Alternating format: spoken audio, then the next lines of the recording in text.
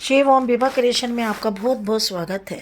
बेटे बहू ने माँ को छोड़ा वृद्धाश्रम। दोस्तों, आज की कहानी बहू बेटे ने माँ को छोड़ा वृद्धाश्रम है। आपके लिए ये दिल को छू जाने वाली कहानी है और आप भी सोचने पर मजबूर हो जाएंगे। ये कहानी एक बहुत ही अच्छा एग्जाम्पल सेट करती है। बस आप इस कहानी को अंत तक पढ़ें।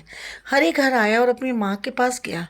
माँ कहाँ हो, चलो अब घूमने चलते हैं। और बोला, माँ चलो जल्दी से तैयार हो जाओ, हम सब घूमने जा रहे हैं।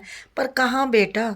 अरे चलो तो माँ, मेरी तबीयत ठीक नहीं है, घुटनों में दर्द है, मैं कैसे कहाँ घूम पाऊंगी, तुम लोग चले जाओ। अरे मेरी माँ चलो, मैं तो हूँ ना। सिमरन तुम भी जल्दी तैयार हो जाओ और 5-6 दिन के हिसाब से सबकी पैकिंग कर दो। जी सिमरन। और हरी ने आंखों आंखों में इशारा किया। चलो सब कार में बैठो, बच्चे पीछे पीछे बैठेंगी, दादी के साथ पीछे बैठेंगे। हरी ने अपने दोस्त दोनों बच्चे हरमन और सोनम से कहा। बच्चे खुशी खुशी दादी के साथ पीछे कार में बैठ गए। गाड़ी धुआं छोड़ते हुए आगे बढ़ती जा रही थी कि अदा कदा एक जगह आकर रुक गई। क्या हुआ बेटा? पता नहीं माँ, देखता हूँ। बाहर आकर गाड़ी देखकर हनी ने अपनी माँ से कहा, माँ गाड़ी का इंजन खराब हो गया है, बहुत समय लगेगा इसे बनाने में। आप ऐसा करो, ये सामान आश्रम है, वहाँ बैठ जाओ। वृद्धाश्रम देखकर सुलेखा जी थोड़ा चौंकी। सिमरन तुम भी बच्चों और माँ को लेके अंदर जाओ, मैं तब तक गाड़ी के मैकेनिक को कॉल करता हूँ। सुलेखा जी अब थोड़ी सामान्य हुई और सब लोग आश्रम में आ गए। सुलेखा जी सबसे मिलती और बातें करती रही। बात करते करते उन्हें आधा घंटा हो गया तो उन्होंने देखा कि बहू और बच्चे तो हैं नहीं, कहाँ गए तीनों। उन्हें देखूं तो ऐसा सोचकर वो बाहर आने लगी तो देखा कि बाहर से चौकीदार उनका सामान लेकर आ रहा है। अरे अरे भाई, ये मेरा सामान लेकर क्यों आ रहे हो? तब तक आश्रम के मैनेजर भी बाहर आ गए। आप सुलेखा जी हैं ना? जी हाँ, मैं आज से आपका कमरा वो रहा। मतलब कमरा ये क्या? आज से आप इस कमरे में ही रहेंगे, इस आश्रम में ही रहेंगी। भाई साहब आप पागल हो गए हैं क्या? मेरे बेटे की बाहर गाड़ी खराब हो गई है, वो अभी बनवा कर आता होगा। माँ जी, आपके बेटे का नाम हरी है ना? जी हाँ। तो आपके हरी ने ही आपके लिए यहाँ रहने का फॉर्म भरा है क्या? भरा था क्या? इसके आगे सुलेखा जी कुछ भी सुन नहीं पाई और वहीं बेंच पर बैठ गई। उसकी हालत ऐसी हो गई थी कि काटो तो खून नहीं, ना आंख से आंसू नहीं बह नहीं रहे, ना मुंह से एक शब्द निकल रहा और ना इन्हें कुछ सुनाई दे रहा। वो बस यहीं बैठे बैठे अपने अतीत में झांकने लगी। शादी के बहुत साल तक वो माँ नहीं बन पाई। सबके ताने सुने, किसी ने बांझ कहा तो किसी ने कुछ कहा।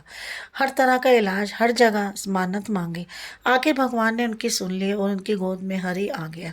हरी शुरू से उड़द सवादी स्वार्थी और जिद्दी बच्चा था, पर मान्यतों से मिला बच्चा लाड प्यार में भी बहुत मिला। अब वो लाड प्यार में बहुत बड़ा हुआ। जब वो 5 साल का था तो हरी के पिता भी इस दुनिया से दोनों को छोड़कर चले गए। अब हरी को अकेले ही माँ और पिता का प्यार देना, उसे पालना पोसना सब सुलेखा के ऊपर आ गया था।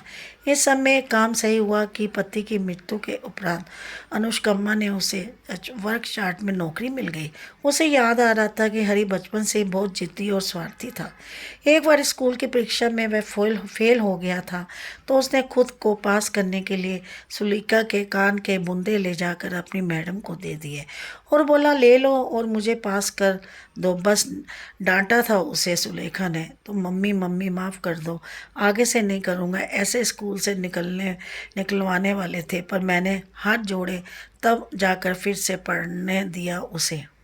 एक बार मेरे सिर में बहुत दर्द हो रहा था तो सुलेखा जी ने हरी से कहा, बेटा ये बाल्टी और घाघर भर देना पाइप से।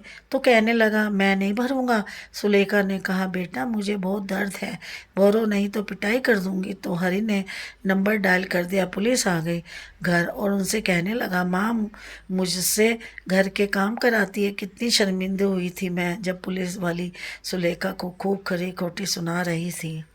उसके जाने के बाद हरी जब माँ रोते हुए देख बोला, मम्मी मम्मी अब नहीं करूँगा, गलती हो गई, माफ़ कर दो।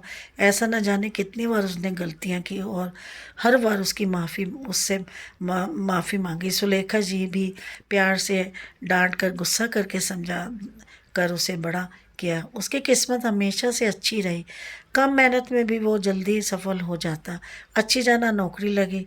मैं खुश हो गई कि वह अब मेरे सुख के दिन आ गए हैं। पर वहाँ भी उसका स्वार्थीपन चालू रहा। उसकी टोपी उसके सिर वो डालता रहा, और जब उसने इस काम के लिए हथियार बना बहुत बड़ा कांड किया, तब उसे नौकरी से निकाल दिया गया। तब तो मैंने उसे बहुत डांटा, समझाया, फिर वही मम्मी मम्मी माफ़ कर दो, आगे नहीं करूँगा। फिर सुलेखा जी अपनी जमा पूंजी जोड़ उसे एक दुकान खुलवा दी, और मैं भी दुकान के हिसाब किताब पर ध्यान देने लगी, तो दुकान चल पड़ी। मुझे लगा अब सुधर गया। कुछ दिन बाद एक लड़की को गले में मंगल माला डाले ले आया कि ये आपकी बहू है। बहू? हाँ बहू। उससे मुझसे पूछा नहीं, बस बताया मैंने। फिर बड़ा दिल रखकर बहू को स्वागत किया। बेटे से तो कोई उम्मीद नहीं थी, तो बहू से भला क्या करती। दोनों राम मिलाई जोड़ी थी, दोनों स्वार्थीपन पर। मैं किसी से कुछ कहती नहीं। सुबह अपना काम किया, जल्दी गई नौकरी पर, आकर राम को अपना काम किया और अपने कमरे में। इस तरह भी बहुत गलतियां हुई हरी से, पर अब पत्नी उसका बचाव करती, और दोनों आकर कहते, मम्मी मम्मी अब आगे से ऐसा नहीं होगा, आप माफ़ कर दीजिए। 2 बच्चे हो गए थे दोनों के, ये एक सुख लिखा था मेरी किस्मत में। बच्चे दोनों बहुत प्यार और मुझे बहुत प्यार करते थे। जब घर में हम तीनों दादी पोता पोती होते तो लगता है यही स्वर्ग है। अभी 6 महीने पहले ही मेरा रिटायरमेंट हुआ है। जो पहले बहुत पैसे मिले थे हरी ने लेने चाहे, पर मैंने नहीं दिए, क्योंकि पेंशन आनी नहीं है थी। जो पैसे मिले थे उससे फिक्स कराकर हर महीने आते ब्याज से मेरी दवाई का खर्चा निकल आता था। अब मैं सारा दिन घर में रहती, घर का काम भी ज़्यादातर करती। मैंने अपने हरी को बहुत अच्छे से पाला, बहुत अच्छे संस्कार दिए, फिर भी ये कैसा निकला। हर बार गलती करके माफ़ी मांगना और फिर अगली बार और बड़ी गलती करना, पर अब और कुछ नहीं सोचते सुलेखा ने वर्तमान में आई और अपनी आंखों से बहते आंसुओं को पोंछा, और मैनेजर साहब से कहने लगी, सर एक कॉल कर सकती हूँ? जी जी ज़रूर। हेलो इंस्पेक्टर साहब, मुझे एक शिकायत दर्ज करानी है। और कुछ नहीं, कुछ ही देर में पुलिस मोबाइल नंबर को देख करके हरी और सिमरन को पुलिस स्टेशन ले आई। सुलेखा को देखकर दोनों हक्के बक्के रह गए। सिमरन को जब पता चला कि सुलेखा ने उसके खिलाफ शिकायत की है, तो गुस्से में लाल पीली हो गई और कहने लगी, हमने तो आपको अच्छी जगह भेजा था, पर आप कहीं रहने लायक नहीं हैं। सुलेखा ने कहा, कहीं और क्यों, मैं अपने घर में रहूँगी। तो सिमरन हंसते हुए बोली, कौन सा घर? आपका कौन सा घर है? वो घर अब मेरे नाम है सुलेखा जी। गुस्से में पुलिस इंस्पेक्टर से बोली, मेरी दर्ज शिकायत में धोखाधड़ी और बेईमानी का केस भी दर्ज होना चाहिए। हर धारा तो लगनी चाहिए, और लगाइए इन दोनों पर। सुलेखा का ये रूप देखकर मगरमच्छ की तरह हरी रोने लगा। मम्मी मम्मी माफ़ कर दो, अगली बार नहीं, बस अब अगली बार की ज़रूरत नहीं पड़ेगी हरी। अगर अब आप ऐसे हमें ऐसे यहाँ जेल में बंद करवा देंगी तो आपके पोते पोतियों का क्या हाल होगा? उन्हें कौन पालेगा? बेटा, कुछ बच्चों की गलतियों की सज़ा उनके माँ बाप को भुगतनी ही पड़ती हैं। जैसे मैंने भोगी, वैसे तुम कुछ माता पिता की गलतियों की सज़ा उनके बच्चों को भोगनी होगी है, वो तुम्हारे बच्चे भोगेंगे। ऐसा कहकर पीछे से आ रही उन दोनों के रोने की आवाज़ का अनसुना कर वो पुलिस स्टेशन से बाहर निकल आई। बाहर आके देखा तो उनके दोनों पोते और पोती उन्हें देख भाग कर उनके गले लग गए।